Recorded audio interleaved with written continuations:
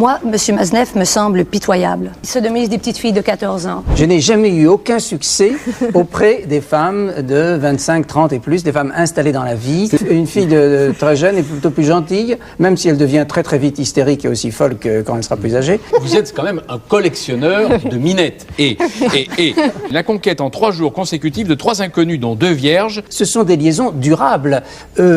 Marie-Elisabeth, je l'ai connue quand elle avait 15 ans.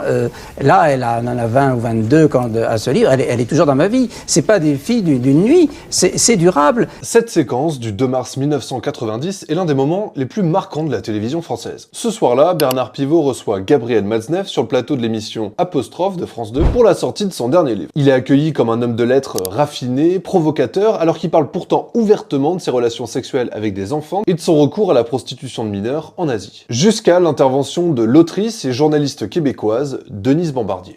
Moi, M. Maznev me semble pitoyable. Ce que je ne comprends pas, c'est que dans ce pays, et je le comprends parce que la littérature a une sorte d'aura ici, c'est que dans ce pays, la littérature, entre guillemets, sert d'alibi à ce genre de confidence. Parce que ce que nous raconte M. Maznev, c'est... Madame, ne devenez pas agressive, n'est-ce pas? Devenir agressive comme ça dans une... M. Maznev nous raconte qu'il sodomise des petites filles de 14 ans, 15 ans, que ces petites filles sont folles de lui. On sait bien que des petites filles peuvent être folles d'un monsieur qui a une certaine aura littéraire. D'ailleurs, on sait que les vieux monsieur attirent les petits-enfants avec des bonbons.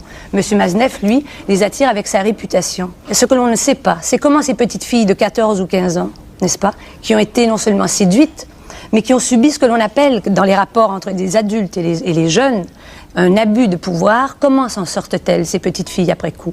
Moi, je crois que ces petites filles-là sont flétries. Et la plupart d'entre elles flétries peut-être pour le restant de leur jour. Nous sommes à la fin du XXe siècle. Nous défendons les droits de la personne, les droits à la dignité, le droit à l'intégrité des personnes.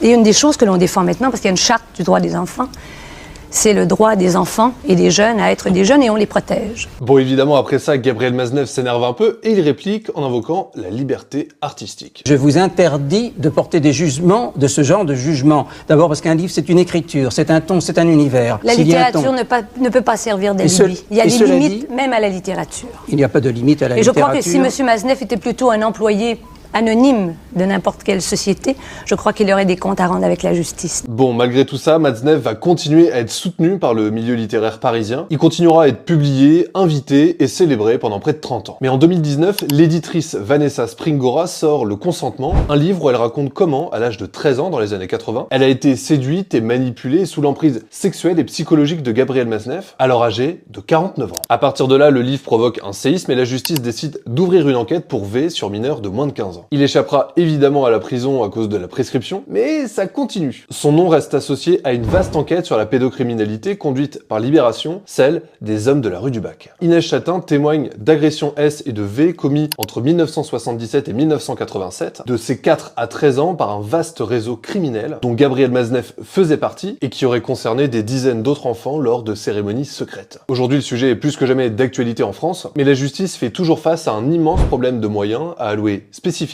pour protéger nos enfants.